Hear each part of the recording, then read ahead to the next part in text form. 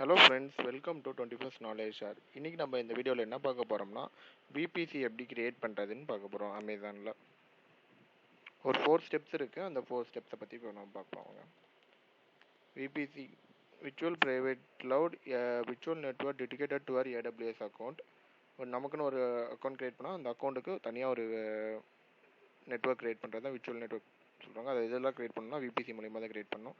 Subnet a range of IP address in your VPC. Route table, a set of rules called routes that are used to determine where network traffic is directed. Internet gateway பார்த்தீங்கன்னா a gateway that you attached to your VPC to enable communication between resource in your VPC and the internet. இதெல்லாம் எப்படி பண்ணுறதுன்னு நம்ம console open பண்ணி அதில் உங்களுக்கு பண்ணி காட்டுறேன். நான் ஒரு ஆர்கிடெக்சர் பண்ணியிருக்கேன். அதில் பார்த்தீங்கன்னா எப்படி யூசர்ஸ் எப்படிலாம் வரும். இதான் நம்மளோட ஏடபிள்யூஎஸ் அக்கௌண்ட். அந்த அக்கௌண்ட்டுக்குள்ளே ஒரு விபிசி கிரியேட் பண்ணுறோம். விபிசியில் 2 சப்நெட் கிரியேட் பண்ணுறோம். ஒரு சப்நெட்டில் வந்து பப்ளிக்னு கிரியேட் பண்ணுறோம், இன்னொரு சப்நெட்டில் வந்து ப்ரைவேட்னு கிரியேட் பண்ணோம். இது ஒரு ஐபி ரேஞ்சில் இருக்கும், இது ஒரு ஐபி ரேஞ்சில் இருக்கும். இப்போ இன்டர்நெட் கேட்வே பார்த்தீங்கன்னா நம்ம விபிசியில் தான் அட்டாச் பண்ணுவோம். யூசர்ஸ் எப்படி வருவாங்கன்னா டேரெக்டாக ஏடபிள்யூஎஸ் கன்சோல், அந்த கன்சோல்லேருந்து விபிசிக்கு அட்டாச் ஆகும். விபிசியில் பார்த்தீங்கன்னா இன்டர்நெட் கேட்வே இருக்கும்.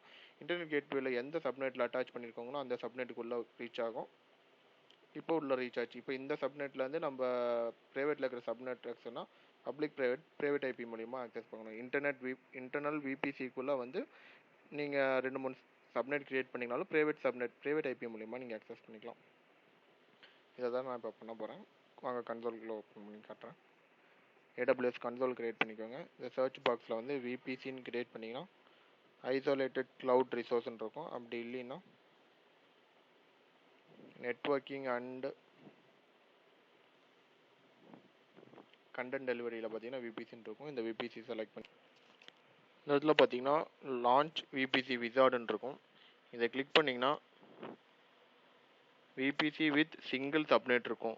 இதை செலக்ட் பண்ணிவிட்டு இல்லைன்னா VBC with public and private subnet நமக்கு என்ன மாதிரி நெட்வொர்க் க்ரியேட் பண்ணணுமோ அதை செலக்ட் பண்ணிவிட்டு செலக்ட் கொடுத்துட்டு இந்த இடத்துல விபிசி நேம் உங்கள் ஐபி ரேஞ்ச் என்ன வேணுமோ அந்த ஐபி ரேஞ்சை செலக்ட் பண்ணிவிட்டு எந்த அவைலபிலிட்டி சூஸ் பண்ணிவிட்டு அந்த செலக்ட் பண்ணிவிட்டு கிரியேட் விபிசின்னு கொடுத்தீங்கன்னா subnet, route table, internet gateway எல்லாமே வந்து பேக் எண்டில் க்ரியேட் ஆகிரும்.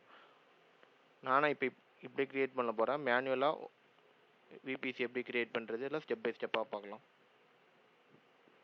இந்த இடத்துல பார்த்தீங்கன்னா கிரியேட் விபிசின்னு இருக்கும், யுவர் விபிசின்னு இருக்கும். யுவர் விபிசியை கிளிக் பண்ணிங்கன்னா கிரியேட் விபிசின்னு இருக்கும். இந்த பட்டனை கிளிக் பண்ணிவிட்டு இப்போ நம்ம விபிசி நேம் கொடுத்துட்றோம். ஐபி ரேஞ்ச் என்ன கொடுக்குறோமோ அந்த ஐபி ரேஞ்ச். நான் இப்போ வந்து 192.168.0.0/16 கொடுக்குறோம். லேட்டன்சி பார்த்தீங்கன்னா டெடிகேட்டட் டிஃபால்ட்டுன்னு இருக்கும். டெடிகேட்டட்னு கொடுத்தீங்கன்னா விபிசி சார்ஜ் பண்ணுவாங்க. டிஃபால்ட்டுன்னு கொடுத்தீங்கன்னா வித்தவுட் சார்ஜில் யூஸ் பண்ணுவாங்க. டெடிகேட்டட்னா ஒன்றும் இல்லை, உங்களுக்குன்னே தனியாகவே ஒரு நெட்வொர்க் க்ரியேட் பண்ணி வச்சுருப்பாங்க. அந்த நெட்வொர்க் இப்போ நம்ம காமன் நெட்வொர்க் யூஸ் பண்ணுறோம் அமேசானில் இருக்கிறது. அதே மாதிரி விபிசியும் பார்த்தீங்கன்னா இன்ஸ்டன்ஸும் பார்த்தீங்கன்னா டெடிகேட்டட் இன்ஸ்டன்ஸ்ன்னு இருக்கும், ஷேர்டு இன்ஸ்டன்ஸ் இருக்கும். மோஸ்ட் ஆஃப் தம் யூஸ் பண்ணுறவங்க பார்த்தீங்கன்னா ஷேர்டு இன்ஸ்டன்ஸாக யூஸ் பண்ணுவாங்க. டெடிகேட்டட்னா உங்களுக்குன்னு அந்த ரேக் சர்வரில் தனியாக உங்களுக்குன்னு ஒரு ஸ்பேஸ் அலோகேட் பண்ணியிருப்பாங்க ப்ரைவேட்டாக. இப்போ நான் ஒரு விபிசி க்ரியேட் பண்ணியிருக்கேன். க்ரியேட் பண்ணியாச்சு. இப்போ சப்நெட் க்ரியேட் பண்ண போகிறேன்.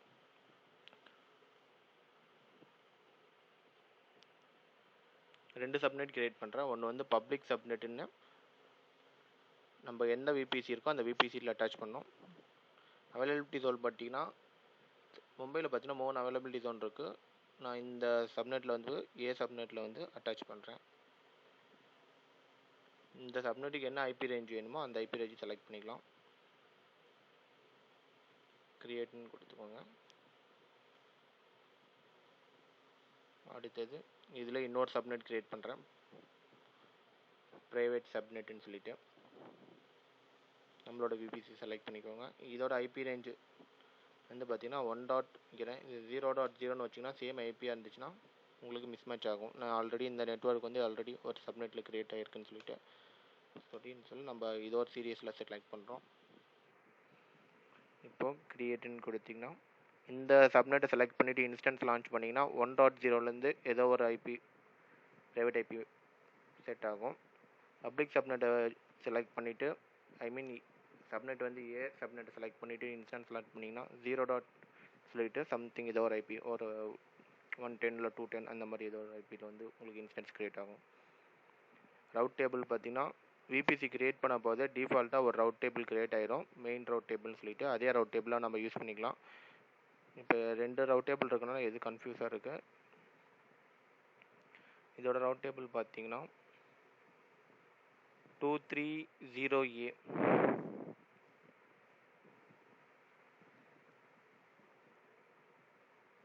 230A.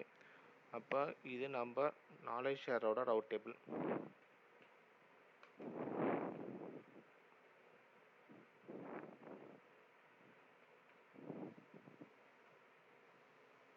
இது வந்து பப்ளிக்னு வச்சுக்கலாம். Public route table. இன்னொரு ரவுட் டேபிள் வந்து ப்ரைவேட் க்ரியேட் பண்ணுறோம். அதில் வந்து இன்டர்நெட் கேட்வே வந்து அட்டாச் பண்ணாமல் இருக்கும். நம்மளோட விபிசியை செலக்ட் பண்ணிக்கோங்க. இந்த இடத்துல பார்த்தீங்கன்னா 2 இருக்கும். விபிசி ஐடி பார்த்தீங்கன்னா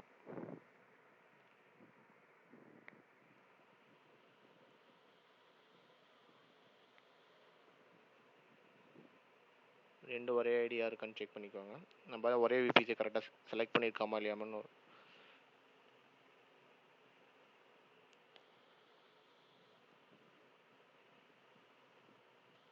இதில் பார்த்தா இப்போ ப்ரைவேட் பப்ளிக் ரவுட் டேபிளில் போய்ட்டு நம்ம இன்டர்நெட் கேட்வே அட்டாச் பண்ணோம். அதுக்கு முன்னாடி இன்டர்நெட் கேட்வே வந்து க்ரியேட் பண்ணுறோம்.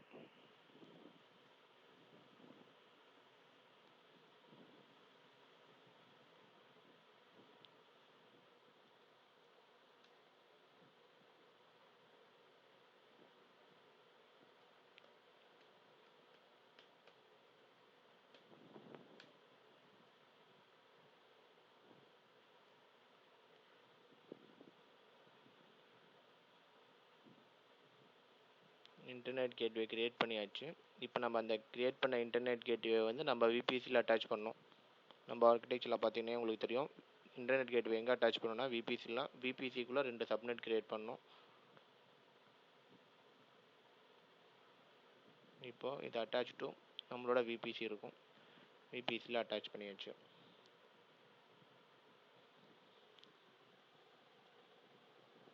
இந்த ரவுட் டேபிளில் தான் நம்ம டிராஃபிக் பிரிச்சுருவோம். இன்டர்நெட் கேட்வே எந்த சப்நெட்டுக்கு போகணும், ப்ரைவேட் கேட்வே எந்த இந்த மாதிரி நேட் கேட்வே அட்டாச் பண்ணணும், அது எந்த சப்நெட்டுன்னு சொல்லிட்டு. இப்போ பப்ளிக் சப்நெட்டில் போய்ட்டு நம்ம இதில் இன்டர்நெட் கேட்வே அட்டாச் பண்ண போகிறோம்.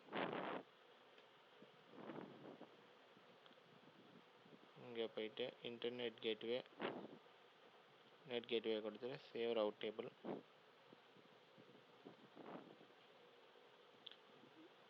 இது சப்நெட்டை பார்த்தோம்னா இந்த ரவுட் டேபிளில் வந்து இந்த சப்நெட்டுக்கு மட்டும்தான் இன்டர்நெட் கேட்வே ஆக்சஸ் இருக்குன்னு சொல்லிட்டு நம்ம அந்த சப்நெட்டை மட்டும் செலக்ட் பண்ணிக்கிறோம். ப்ரைவேட் சப்நெட்டில் போய்ட்டு இதை ப்ரைவேட் சப்நெட்டை செலக்ட் பண்ணிக்கிறோம். இப்போ ஒரு டைம் கிராஸ் வெரிஃபிகேஷனுக்கு சப்நெட்டில் கிளிக் பண்ணிவிட்டு ரவுட் டேபிளில் பார்த்தீங்கன்னா இதில் இன்டர்நெட் கேட்வே இருக்கும். ஆனால் இது பப்ளிக் சப்நெட். ப்ரைவேட் சப்நெட்டை கிளிக் பண்ணிங்கன்னா இதில் இன்டர்நெட் கேட்வே இருக்காது.